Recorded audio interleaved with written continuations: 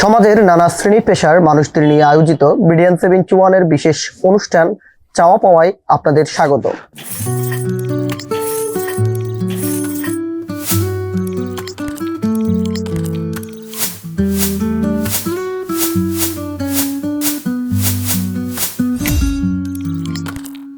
এই অনুষ্ঠানে আমরা অতিথিকে 8টি প্রশ্ন করে থাকি, তাই আমাদের অনুষ্ঠানের ব্যাপ্তিও 8 মিনিট, যার মাধ্যমে আমরা জানতে পারি ওই ব্যক্তির সফলতা, ব্যর্থতা, স্বপ্ন এবং বাস্তবতা। বিডিএন 71 এর ইনক্লুসিভ 8টি প্রশ্নের উত্তর দিতে আজ আমাদের সঙ্গে রয়েছেন পল্লীগাঁয়ের একজন চা বিক্রেতা। আপনাকে আমাদের অনুষ্ঠানে স্বাগত। ধন্যবাদ। জীবনে কি হবার ইচ্ছে ছিল? বন্ধু বান্ধবের পাল্লাই পইরা যেরকম স্কুল থেকে মাস্টারের মাইরা দিয়ে আয় পড়ছি পলায়, আর যাই নেই কে, এই স্কুল বাদ দিয়ে দিছি। বাদ দিয়ে যেরকম বাসায় পরে যেরকম মা বাপে টাকা জমা দিছে বিদেশের লিগে, বিদেশের টাকা জমা দিছে, ওখানে যাইনি মাইর খেলাম, খেয়ে লাস্টে জায়গা কিনছে, বাড়ি ঘর কইরা দিব আমারে, ফিরে আবার টাকা জমা দিলাম। এর মধ্যে যে কোনো নষ্ট পোলাফানের লগে পইরা যেরকম টাকা পয়সা নষ্ট করে লাগছে, পরে জায়গা জোগা বেচছে আব্বা, ওরা আমার যেরকম জেল থেকে বাইর করছে। জেলে গেছেন কেন? জেলে গেছি যে সত্যি করে ধরাই দিছে আমার। কি মামলা দিছিল আপনাকে? এই যে রাজনৈতিক মামলা, এই যে বিস্ফোরক মামলা। আচ্ছা, কোন দলের সমর্থক ছিলেন আপনি? আমি ওই যে যুব দলের ইরাক যাওয়ার লিগে টাকা জমা দিয়েছিলাম। ইরাকে যখন গন্ডগোল লাগলো তখন মনে করেন ইয়ের ভিসা বন্ধ হয়ে গেল, দালাল পলাই গেল গা, অফিস মফিস ছাইরে পলাই গেছে গা। পরে যেরকম মালয়েশিয়া আবার জমা দিছি, তো ওই ইরাকের ভিসা লাগাইছিল না, ওই পাসপোর্টে আবার ফিরে মালয়েশিয়ার ভিসা লাগাইছে, ওই স্টিকারটা উঠাইছে না, একটু দাগ রয়ে গেছে। এর লিগে আমার বোর্ডিং পাস পাওয়ার পরেও ওখান থেকে ফিরে চেক দিয়া পরে যেরকম ওখান থেকে আমার বাইর করে দিছে পাসপোর্টে সিল মাইরে। ওকে, আপনার জন্য দ্বিতীয় প্রশ্ন, এখন চা বিক্রি করতেছেন, এই প্রফেশনে বা এই পেশা আপনি কিভাবে এলেন? কিভাবে এলাম? এখন আমি বেকার ঘুরতে আসি। যেরকম আমার এক ভাই আছে যেরকম জমির ব্যবসা করে, তো ওই এখানে অফিস দিছে, জায়গা জমিনের ব্যবসা করে। পরে গেলে তো আমি অফিস দিলাম, তোর আমি একটা দোকান লয়ে দিই আমার অফিসের সামনে, তুই এনে দোকান করে। বেকার ঘুরতে আসস, তুই কষ্ট করবি, পরিশ্রম করস, পোলা একটা শিয়া না, তোর চার দোকান দেওয়া দিই। এই যে আমি চার দোকান দিলাম, দিয়া ভালোই চলতেছি, ভালোই ব্যস্ত আছি, 5,000 7,000 দৈনিক বেচা কিনে। এর মধ্যে যখন শেখ হাসিনা পলাই গেল, তখন মনে করেন আমার দোকানে হামলা দিল, দিয়ে সব বাইঙ্গে চুরে লেগে গেছে আমার শত্রুপক্ষেরা। ওকে, আপনার জন্য তৃতীয় প্রশ্ন, সেটা হচ্ছে আপনার জীবন থেকে কোনো কিছু হারিয়ে গিয়েছে কিনা যেটি আপনি এখন আবার ফিরে পেতে চান? ওই যে বিদেশে টাকা জমা দিয়েছিলাম সৌদি আরব, যেরকম বৃহস্পতিবারে ফ্লাইট, মঙ্গলবার দিন একটা মাইয়া লয়ে গেছিলাম, বুঝলাম কি বিয়ে করে নিজের বৃহস্পতিবারে ফ্লাইট পড়ছে আমার, আমি যাবো গা। পরে যেরকম মেয়ের গার্জেনরা ওরা আর কি জানাই লাইছে, ওরা জানাইছে, জানানোর পরে যেরকম আমি আর আমার আর বিদেশ পাঠায় না, পরবর্তীতে আমার আব্বু গেছিল। আচ্ছা, হেঁটে দেখে পরে ওই মাইয়াও আমার কাছে নাই, মানে বাসায় যেরকম অত্যাচার করতো, যেরকম আমাগো ওর বাপ মা মাইনা নেয় নাই, যেরকম আমাগো বাসাতে আমরা দুইজনে মনে করে নিয়ে গেছি। লাস্টে সেরি জিদ্দে ঠেলায় বিষ খাইছে, খাওয়ার পরে হসপিটাল নিয়েছে, নিয়ে চিকিৎসা করাই না, পরে যেরকম ছাড়াছাড়ি করা গেছে। এটার লিগেই যেরকম আমার এত কিছু, এত নরদশা, এত আমি এই অবস্থা, তাহলে আমি আরো ভালো থাকতাম।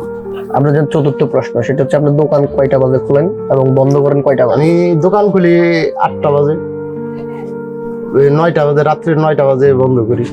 এই যে মনে করেন সকালবেলা আহি, চা বসাই, বসায় চা বেশি একটা তরি বেশি, পরে বাসায় যাই, গোসল মোছাটা খাওয়া ধরে আবার 3টার দিকে আবার আইসা করি, আইসা রাত্রে 9টা তরি মনে করেন বেচাইনি করি, কইরা 2,200 এরকম বেচা কিনে।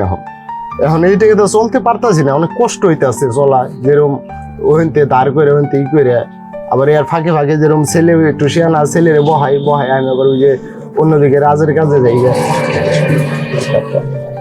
আপনার জন্য পঞ্চম প্রশ্ন, সেটি হচ্ছে আপনার জীবনে আপনি কোনো ভুল করেছেন কিনা, যে ভুলটি এখন আপনার কাছে মনে হচ্ছে না করলে সুবিধা, ভালো থাকবে। ভুল করছি ওই যে ওই মাইয়াটা লয়ে ই করে, যেরকম ওই মাইয়াটা লয়ে আমি বাইকে যাও নে, যেরকম বাইকে বিয়া করনে, আমার জীবনে এইটা আইসা, না হইলে আমি ভালো ছিলাম, ভালো থাকতাম। যেরকম আমার বাপ মা বিদেশ পাঠাইছিল, তখন মনে করেন বিদেশে টাকা লাগতো 80,000 90,000 টাকা, তখন ওই টাইমে 1,10,000 টাকা আমার লিগে জমা দিছে।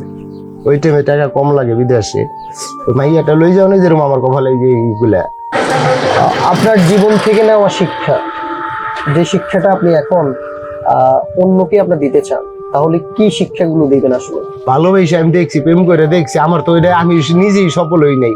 আর ভালোবাসা এটা কোনোদিনও কেউ সুখ দিবার পারে না। এখন আমি এর লিগে আমার ছোট থাক বড় থাক যেই থাক আমি সবাই আমি কই, দেখ এটা এমনি এমনি করিস না, বাপ মারাও বাধ্য হয়ে কোনো কিছু যাইস না। ভালোবাসা বা ই করার লিগে করবার গেলে মনে কর কপালে কষ্ট আনবি, দুঃখ আইব, কারণ জীবনও এটা সুখ হইব না। কারণ আমি যখন পারি নাই, মিথ্যা কথা কম, আমি নেশা করি, নেশা করছি, এখন মনে করেন করি না, এখন বাদ দিয়ে দিছি।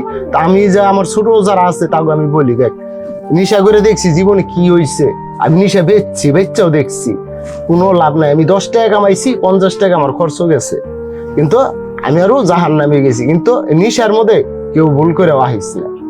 আমি সবাইরই, আমার ছোট ভাই থাক বাইস্তা থাকি থাকি, আমি সবাইরই এই কথাই বলি। আপনি যদি এখন এই মুহূর্তে আলাউদ্দিনের স্যারের হাতে পান এবং সেখানে আপনি জীবনে 3টা ইচ্ছা পূরণ করার সুযোগ পান, তাহলে কোন 3টি ইচ্ছা পূরণ করবেন আপনি?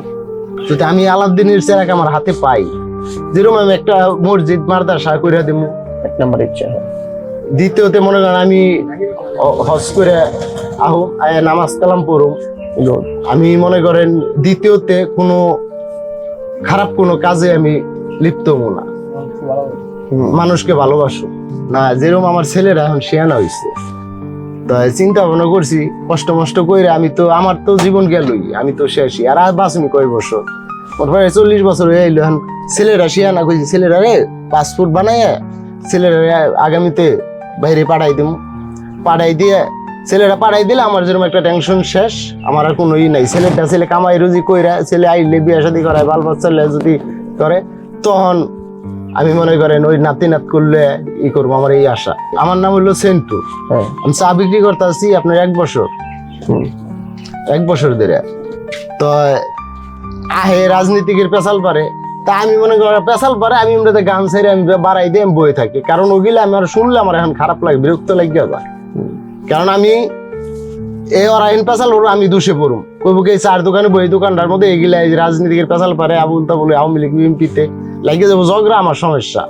এই কারণে আমি ওই করি কি চুপ করে বয়ে থাকি, আমি ধমক দিই, তোরা কে এগুলা পেশাল পাইস না, তোরা চা খাইলে খা, না খেলে আস্তে করে জাগা, আর তাহলে দোকান বন্ধ করে বাইর যাই আমি। দর্শকবৃন্দ, আপনারা শুনলেন একজন পল্লী গায়ের চা বিক্রেতার জীবনের গল্প। আর এরই মাঝে আমরা শেষ করছি আমাদের আজকের পর্বটি। পরবর্তী পর্বটি দেখার আমন্ত্রণ জানিয়ে বিদায় নিচ্ছি আজকে। সবাই ভালো থাকবেন, সুস্থ থাকবেন, সবাইকে ধন্যবাদ।